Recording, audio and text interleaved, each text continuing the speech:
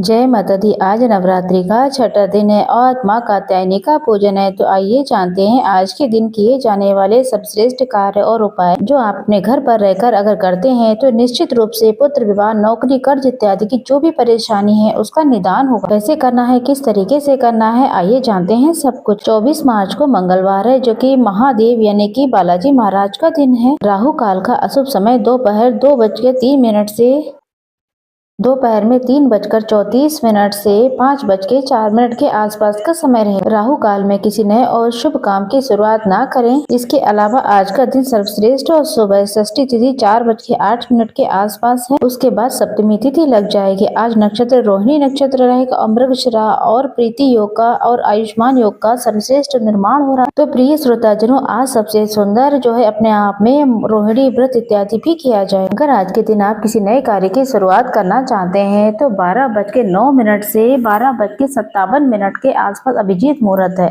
अमृत काल का जो समय है जो कि सबसे श्रेष्ठ है, जो सुबह रहने वाला है करीब करीब आपको बता दें 6:45 से 8:05 के आसपास। अमृत काल में पूजा पाठ, मंत्र जाप, दान पुण्य करना चाहते हैं तो बहुत ही अच्छे परिणाम मिलेंगे आपको। लाभ का चौघड़िया जो है सुबह 11:02 से 12:33 के आसपास का समय। इस समय किया गया सत्कर्म सदा सर्वदा हमारे साथ रहता है। तो आइए अब जानते हैं माता कात्यायनी की पूजा के बारे में, किस तरीके से क्या करना है। जैसा कि आप सभी जानते हैं माता कात्यायनी सौभाग्य देती हैं, पारिवारिक सुख प्रदान कराती हैं और शारीरिक, मानसिक, आर्थिक संकट, कष्ट बंधनों से मुक्ति देती हैं। माँ कात्यायनी को जो सबसे प्रिय रंग होता है, पसंदीदा कलर है उनका, वह है पीला रंग। हालांकि आपको बता दें मंगलवार का दिन है, आप लाल रंग के कपड़ों का भी चयन कर सकते हैं, लेकिन आप माँ कात्यायनी को पीले रंग की चूड़ी, वस्त्र इत्यादि अगर भेंट करते हैं, उन्हें धारण कराते हैं, पीले फूल चढ़ाते हैं, आप भी स्वयं लाल या फिर पीले रंग के वस्त्र धारण करते हैं तो अत्यधिक शुभ माना जाता है। आप जब माता रानी के लिए फूल लाएं, भोग बनाएं, स्नान इत्यादि जो भी कार्य कराएं, तो आप जो है इस समय इस मंत्र का जाप करें। या देवी सर्वभूतेषु माँ कात्यायनी रूपेण संस्थिता नमस्तस्यै नमस्तस्यै नमो नमः। इस मंत्र का जाप करने से माता रानी बहुत प्रसन्न होती है। ये स्तुति मंत्र है जो माता के पूजन, उनको वस्त्र बनाते समय, उनको स्नान कराते समय, उन्हें भोग लगाते समय, साथ के साथ मान्यता के निमित्त अगर कोई भी कार्य करेंगे तो आप इसी मंत्र का जाप करें। फिर ओम कात्यायनी देवी नमो नमः इस मंत्र का भी आप जाप कर सकते हैं। सबसे पहले ये जान लेते हैं माता का प्रिय भोग क्या रहेगा।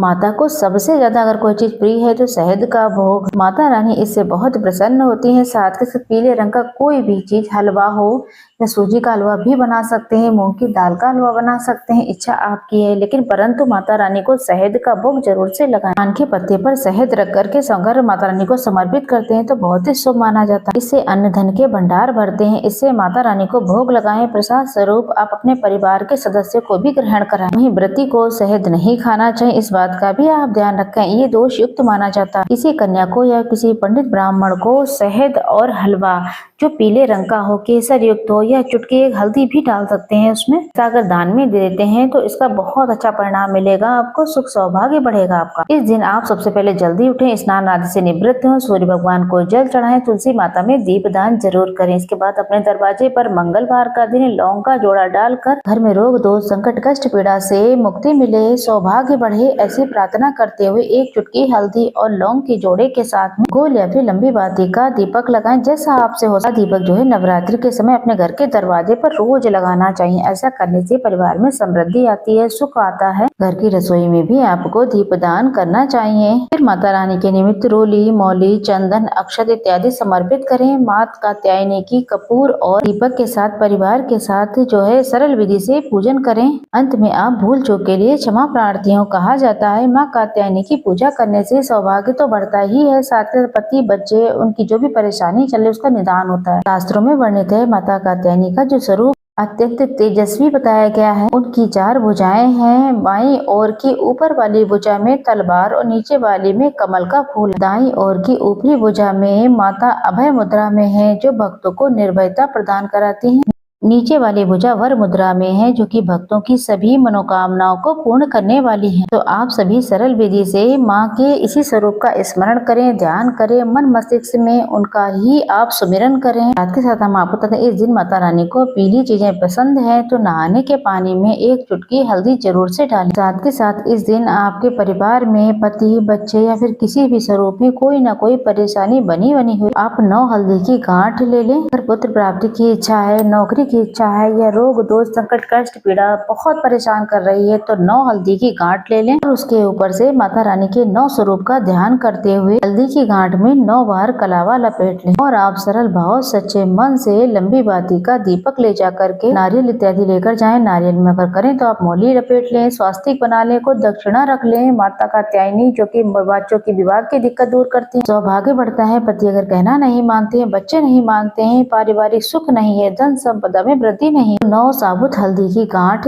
जो है, जिन पर रोली चंदन लगाने के बाद 9 बार कलावा बांधने के बाद किसी भी देवी के मंदिर में अपनी कामना कहते हुए हल्दी समर्पित कर देते हैं। माता रानी को हल्दी बहुत प्रिय है, तो ये उपाय बहुत ज्यादा सार्थक माना जाता है। लंबी बाती का दीप दान करके आप भोग प्रसाद नारियल रूप में, ध्वजा रूप में हो, पान शहद हो और जो सुहाग की सामग्री हो, अगर किसी न किसी तरीके किसी देवी मंदिर में आज के दिन ये सब दान पुण्य करते हैं, तो चाहे तो आप किसी मंदिर में या फिर किसी कन्या को जो 9 वर्ष से कम की हो उसे शहद जरूर दान करें। आज हनुमान जी के छोटे भाई गतिमान जी का आपको नाम लेना है और हनुमान मंदिर में चले जाना है। आप जानते हैं लांगुरिया रूप में हनुमान जी महाराज माता रानी के साथ साथ ही चलते हैं, ऐसे में उन्हें भूलना नहीं चाहिए। उन्हें अपने घर के मंदिर या फिर महादेव के सुंदर 11वें रुद्र अवतार के रूप में हनुमान जी हैं। मंदिर में जाने के बाद चौमुखा दीपक लगाएं, जिसमें आपको लौंग रख का जोड़ा रखना है हनुमान जी के मंदिर में और दीप दान करके आना है। आपकी इच्छा है हनुमान जी को पान, सुपारी, ध्वजा, नारियल जो आपसे बन पड़े आप समर्पित करके आएं। उसके बाद पंडित जी से कहें, हनुमान जी महाराज के उल्टे पैर का सिंदूर मुझे दे दीजिए। फिर गतिमान भगवान का नाम लेकर अपने घर के दरवाजे पर स्वास्तिक जरूर बना दें। मेरे परिवार में बच्चों के कार्यों में उन्नति हो,